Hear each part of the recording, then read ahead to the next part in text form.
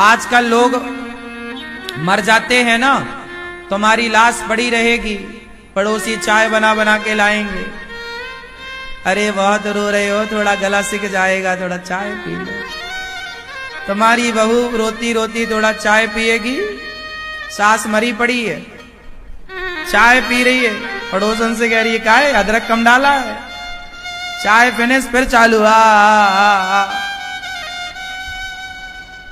क्यों ये बात झूठी है? जब आप मरते हो, लोग मरते हैं तो पड़ोसी चाय वाय लाते हैं नहीं, और ये सारे लोग चाय पी पी के रोते हैं कि नहीं? हाँ, तुम्हें क्या लगता है हमारे बाद क्या होगा हमारे परिवार का, हमारे बाद क्या होगा हमारे घर का? सब बढ़िया होगा, तुम तो आराम से मरो, लोग चाय पी पी के रोएंगे। किसी के मरने पे किसी का कोई काम रुका है? तुम्हारे बाप दादे सब मर तो गए, क्या रुका तुम्हारा काम? कि तुम्हारे मरने से क्या रुकेगा? हमारे मरने से क्या रुकेगा? किसी के मर जाने से कोई किसी का काम नहीं रुकता, हमारे होने ना होने से कोई फर्क नहीं पड़ता। ये संसार भगवान का है, भगवान अपने तरीके से मैनेज करते हैं, चलाते हैं। ये सब कहने की बातें हैं कि हमारे बाद क्या होगा। क्यों क्या होगा? सब बढ़िया होगा। तुम्हारे ना रहने पर भी सूर्य पूरब से ही निकलेगा, पश्चिम में अस्त होगा। तुम्हारे ना रहने पर भी तुम्हारे घर में खीर पूरी बनेगी, दीपावली होली दशहरा मनाया जाएगा। क्या रुकेगा? कोई काम रुका हो किसी का? बताओ। इसलिए बिंदास जियो, बिंदास मरो, फिक्र ना करो। जब तक जियो राष्ट्र के लिए जियो, हाँ, देश के लिए जियो।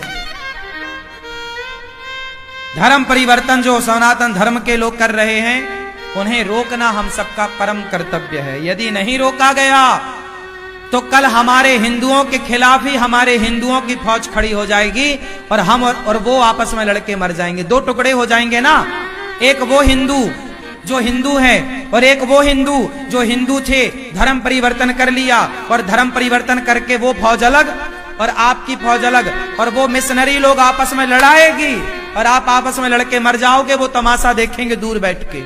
यही होगा, देख लेना। होने तो 10-20 साल और देख लेना, आपस में हिंदू हिंदू लड़ेगा। ये वो हिंदू लड़ेगा जिसने धर्म परिवर्तन, जो हिंदू आज धर्म परिवर्तन कर रहा है, यही हिंदू कल तुमसे लड़ने आएगा।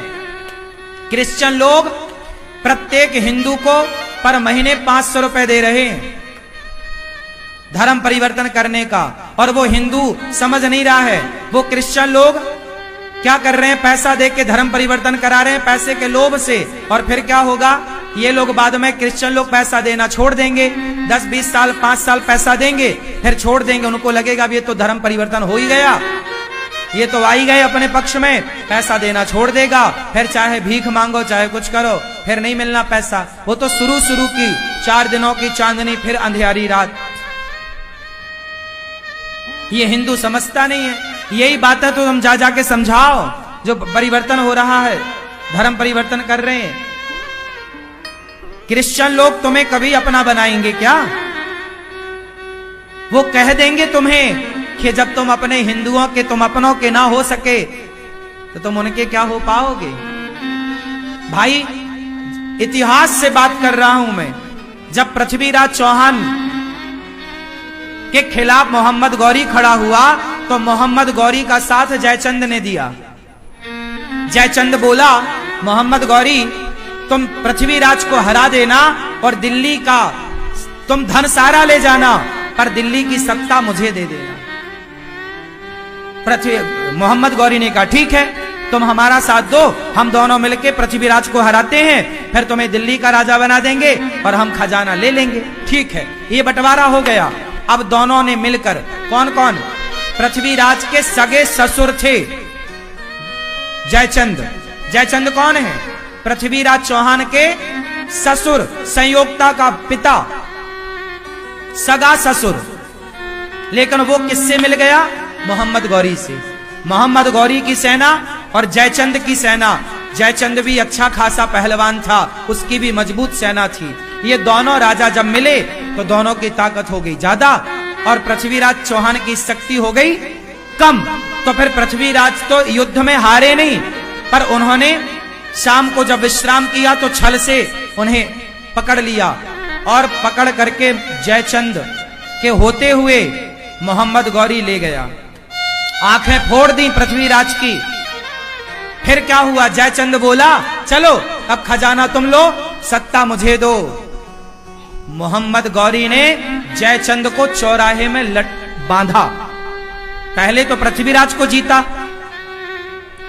मोहम्मद गौरी ने, फिर जयचंद को चौराहे में बांधा और लटका के कहा, अरे जयचंद, जब तुम अपने सगे दामाद के ना हो सके, बेटी के सुहाग के ना हो सके, तो तुम मोहम्मद गौरी के होगे। मोहम्मद गौरी ने तलवार से सिर काट दिया था। ये इतिहास का पन्ना है, पढ़ लिया करो कभी फुर्सत मिल जाए तो। मोहम्मद गौरी ने बोला था कि जयचंद, तुम अपने बेटी के सगे ना हो पाए, तुमने बेटी का सुहाग उजाड़ दिया। तुम अपनी बेटी के सगे ना हो पाए, तुम अपने देश के ना हो पाए, तुम हमारे होगे, तुमसे दोस्ती नहीं करेंगे, तुम गद्दार हो। सोचिए, वो दुश्मन समझ गया कि गद्दार है ये, और इसे समझ नहीं आई कि ये अपने दामाद को मरवा रहा है, दुश्मन का साथ दे रहा है। केवल घमंड के लिए संयोगता प्यार करती थी पृथ्वीराज से, और पृथ्वीराज संयोगता से प्यार करते, वो ले गए। तो इसको बड़ा खटक गया कि मेरी बेटी को मेरे घर से उठा करके ले गया। अरे योग्य था, वो प्यार करती थी, तुम जबरदस्ती उसका ब्याह किसी और से करना चाहते थे। योग्य लड़का था पृथ्वीराज, योग्य थे तो कर देते ब्याह। अब उसका एटीट्यूड सामने आ गया जयचंद का, इसलिए आज तक तब से किसी बाप ने अपने बेटे का नाम जयचंद नहीं रखा। बोलो, आज तक कोई जयचंद है? जयचंद मतलब गद्दार। किसी को जयचंद बोला जाए मतलब गद्दार बोला जाए, क्योंकि सबसे बड़ा गद्दार जयचंद है। ये इतिहास कह रही है। और ये हिंदू जो धर्म परिवर्तन कर रहे हैं, क्या ये जयचंद नहीं है? क्या ये गद्दार नहीं है? जिस भारत की भूमि में पैदा हुए, जिस सनातन संस्कृति में पैदा भये, आज वही धर्म छोड़ के दूसरे धर्म में जा रहे हैं। ये सारे जयचंद ही हैं जो सनातन धर्म को छोड़ करके धर्म परिवर्तन कर रहे हैं। इन जयचंदों को समझाओ, वरना ये जयचंद आज नहीं तो कल ये तुम्हारे और हमारे लिए खतरा बन के खड़े हो जाएंगे, देख लेना। आज जो हम 2024 में बात कह रहे हैं, ये बात 2024 में कही जा रही है, पर ये बात कही जा रही है 2050 के लिए। 2050 आते आते हिंदू दो भागों में डिवाइड हो जाएगा। एक वो हिंदू जिसने धर्म परिवर्तन नहीं किया, और एक वो हिंदू जिसने धर्म परिवर्तन कर लिया, और ये आपस में लड़के मर जाएंगे, देख लेना। इसलिए अभी भी आप जाग गए तो बच जाएगा सनातन, वरना तुम ही गवाह बनोगे इसके पतन का। तुम्हारी ही आंखें देखेंगी। इसलिए जितने बूढ़े हो, सारे आजाद हिंद फौज फिर से बनाओ और गांव गांव जाकर के अपने धर्म की रक्षा की मुहिम चालू करो।